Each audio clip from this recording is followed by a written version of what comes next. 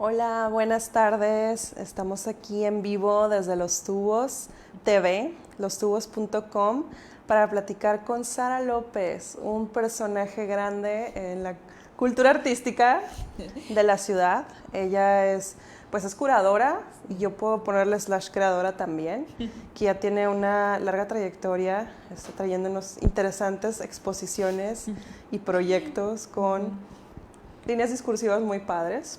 Gracias. Está trabajando ahora en algunos proyectos con el Centenario, algunos proyectos independientes. Y bueno, pues nos toca hablar un poco de qué pasa con la gestoría cultural en tiempos del fin del mundo, ¿no? ¿Cómo lo sobrellevamos? ¿Cómo lo estás sobrellevando, Sara? Pues antes que nada, muchísimas gracias por invitarme, Violeta. A mí me toca mucho trabajar de tu lado como gestora o entrevistando o como curadora y pocas veces me toca ser el personaje invitado, pero estoy encantada de poderte transmitir lo que pueda de mi experiencia. Pues sí, es una etapa muy extraña de la historia, ¿no crees? O sea, nunca pensé, yo soy aficionada a la ciencia ficción y me encanta y entonces uno lee esos relatos y siempre cree que están en el imaginario y que nunca, incluso son fuente de inspiración en muchas veces en nuestros proyectos como artistas.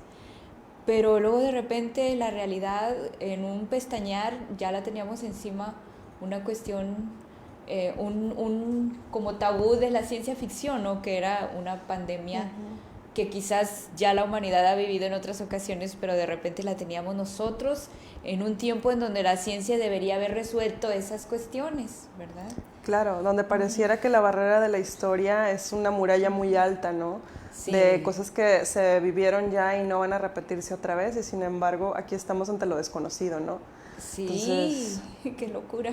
en tiempos de incertidumbre, pues Sí. la cultura puede salvar, ¿no? Sí, sí, sí. Fíjate, curiosamente, esto a mí me tiene loca, ¿no? Porque cuando la cultura se encuentra como observada o cuestionada por ser una cuestión que se sustituye muy fácilmente por los espectáculos, por el entretenimiento, cuando la gente se arropa más en sus hábitos con el entretenimiento, cuando lo que nos bombardea es el entretenimiento, la cultura de capa caída estaba sufriendo una debacle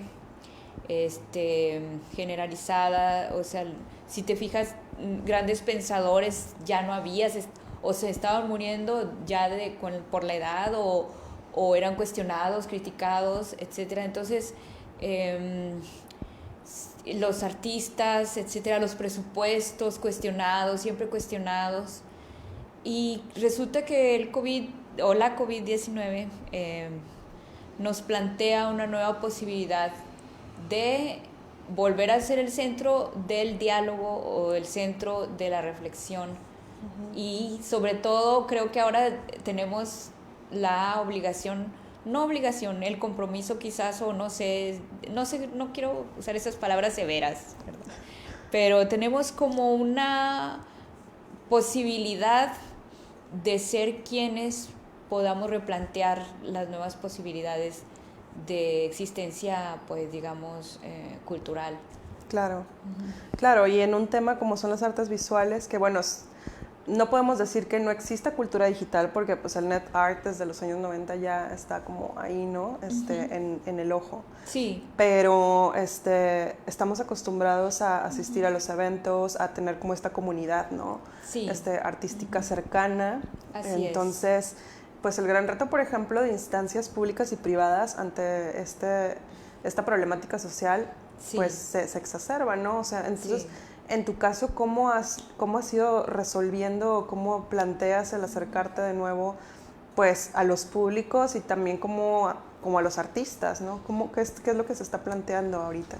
Sí, yo creo que tuve que reflexionar al respecto, porque yo trabajo en la tradición de un museo actualmente. Sin embargo, yo siempre he tenido un pie en el underground y siempre he querido como explorar esos ámbitos que no están a la luz pública, donde se gestan muchas veces las semillas del futuro creativo o las vanguardias, ¿no? Entonces, pues yo formada recientemente en la institución y queriendo conservar esa tradición que es muy críptica, sí tengo métodos de trabajo que se ven, pues, se ven enfrentados porque yo tengo que darle una respuesta inmediata a la comunidad que finalmente uno como funcionario público tiene que responderle, ¿verdad? Y pues inmediatamente crear contenido digital pues no se me dificulta puesto que yo estudié ciencias de la comunicación también, entonces, pero más en la producción, ¿verdad? Y encuentro la palabra propicia con la idea de crear un mellizo electrónico para cualquier cuestión que antes perteneció al espacio físico.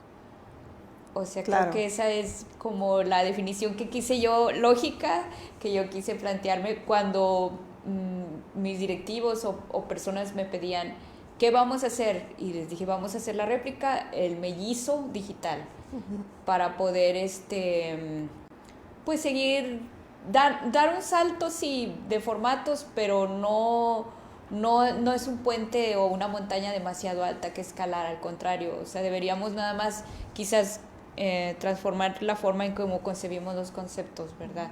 De espacio físico a espacio virtual. Claro. Y tratar de llevar esa experiencia que se disfrutaba en lo físico, que no va a ser nunca equiparable, pero tratar de traducirla, y ahí el reto ya es nuestro, o sea, aprender los lenguajes más efectivos para lograr. Estás hablando de que en donde estás ahora, ¿no? Es el formato museístico es muy tradicional, ¿no? Sí. Y en ese sentido hablábamos como del el museo mausoleo, ¿no? Casi. Entonces, sin embargo, veo que estás produciendo proyectos que están como muy a tono con ciertas búsquedas o necesidades sociales, ¿no? Un problema del museo y de las artes visuales en general ha sido también el espacio que se le da a la voz femenina. Sí. No, Guerrilla Girls, ¿no? O sea, sí. Para entrar al museo necesito quitarme la ropa. Sí. ¿No? Entonces, quiero que nos platiques un poquito de qué es para ti el proyecto de Charlas con Creadoras, que es maravilloso, ¿no? Gracias. El de ver otro lugar, ¿no? Que más que otro es algo que está ahí, pero socialmente nos han querido como desplazar hacia la mirada del objeto. Sí, claro, tuvo mucho que ver con mi llegada al Museo Centenario, en la que encontré un espacio que se utilizaba para prácticas estudiantiles, y yo dije, es muy buen espacio, no es la sala más grande del museo, más sin embargo tiene un cierto simbolismo de que es de arquitectura vernácula, y al saber yo que el museo había mantenido un respetable equilibrio de exposiciones, o sea, tanto de artistas hombres como de artistas mujeres, yo dije, no, pues esto no solo se va a conservar, sino va a crecer.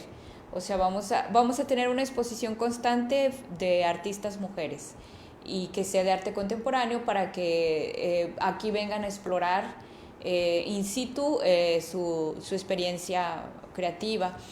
Y pues funcionó muy bien, sigue este proyecto, lo tenemos, yo no lo voy a detener a pesar de que ya no haya asistencia de público, cada exposición que se realice en ese espacio se va a transmitir virtualmente. Después, el contenido online de la Secretaría de Cultura de San Pedro, que tenía que pues replantearse los contenidos, la transmisión de arte, de cultura a la comunidad, pues nos pidió colaborar con proyectos. Me pidieron a mí una charla y decidí que vamos a basarnos en la sala Creadoras para que continúe eso ya con experiencia verbal, y aquí la inclusión de incluso otras disciplinas, o sea, que no sean solamente artistas visuales.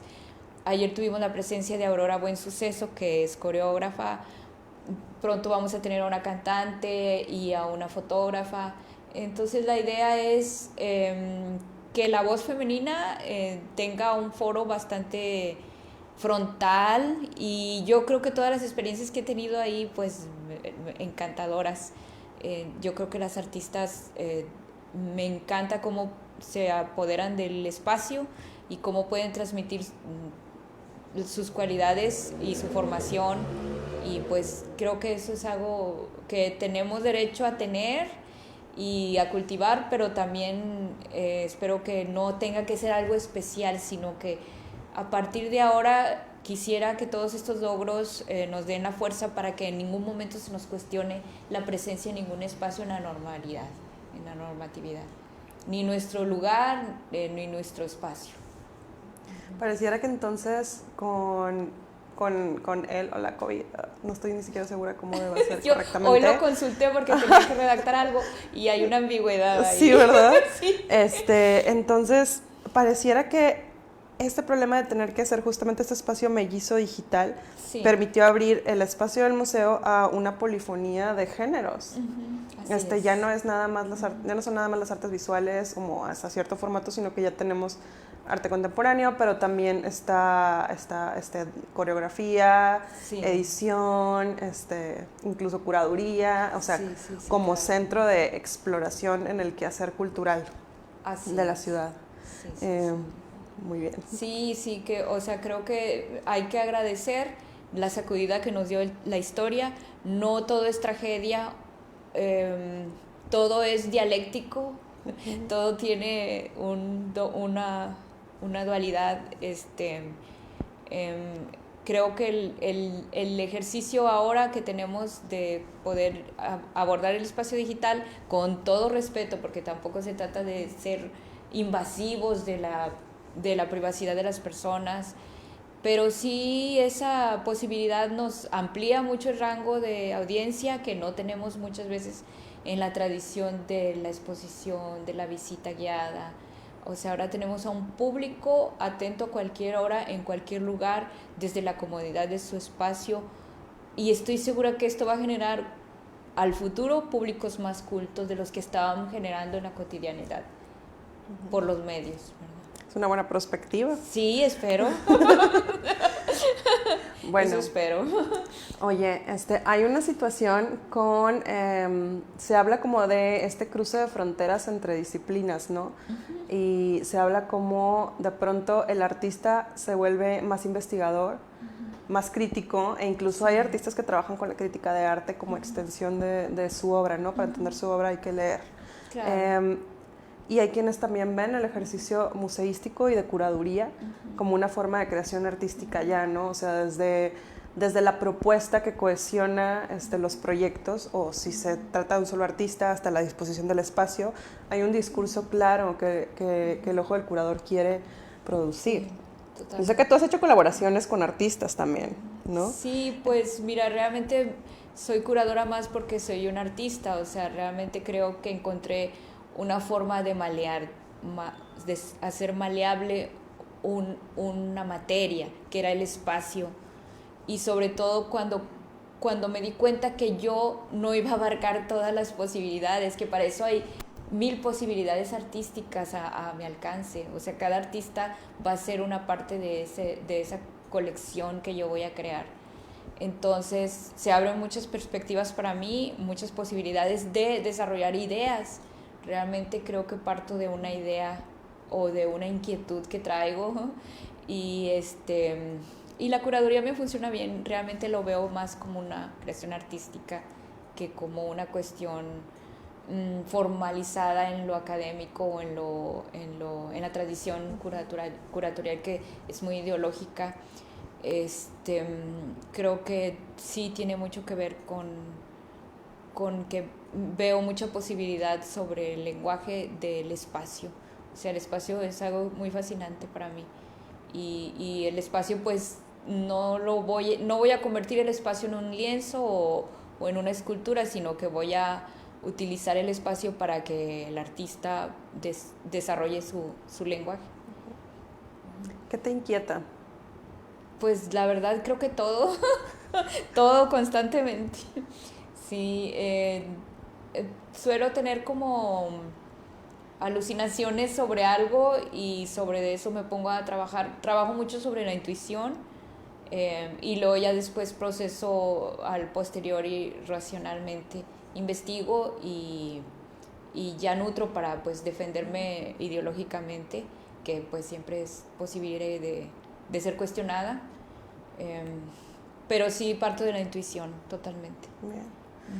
Bueno, pues por aquí ya pudieron haber visto algunas de las imágenes de tus muestras. Sí. ¿Te gustaría hablar de alguna en particular, de algún proceso, de alguna exposición reciente? Yo creo que la última exposición que hice de autoría, que fue Conmoción, la presenté a la Casa de la Cultura y me fue muy bien recibida. En ella justo me había levantado con la palabra conmoción en la mente, sí, conmoción. Y entonces yo dije, y la googleé en toda su extensión de posibilidades de significados y pues resulta que coincidía mucho con un aspecto pictórico o de cuestiones simbólicas de artistas que estaban trabajando la pintura de una manera bastante arriesgada y crítica y también lúdica. Y entonces dije, claro, pues la palabra agrupa una especie de sentido de vulnerabilidad de la realidad. No es una cosa certera, no es una ideología, no es una cuestión política, es una cuestión hasta salvaje, ¿no? Y bueno, me gustó, fue un buen proceso, creo que fue como mi última exposición más circular o más redonda. Y ahora tengo múltiples ideas que trato como de ejercer en pequeños gestos o donde yo contribuyo en las curadurías del museo, porque ahí ya estoy trabajando sobre muchas metodologías de selección yo apoyo en las curadurías a veces a las artistas que se exponen en las salas de ellas y ellas presentan su proyecto muchas veces sin curaduría, muchas veces ellas son sus propias curadoras o muchas veces llevan a alguien más, pero yo contribuyo mucho con ellas en las curadurías. Pero sí, yo estoy muy estimulada con el futuro y el futuro presente y el presente futuro, y tengo muchos procesos trabajando sobre, creo que reflexionando, lo que más me inquieta es cómo va a responder la humanidad con un cambio de paradigma en todos los aspectos, tanto desde lo atmosférico hasta lo más cercano, que es lo familiar, o la demolición del género, por ejemplo. ¿Cómo se va a transformar la humanidad? Y creo que esa era una inquietud que se venía trabajando desde los años 90 con el transhumanismo,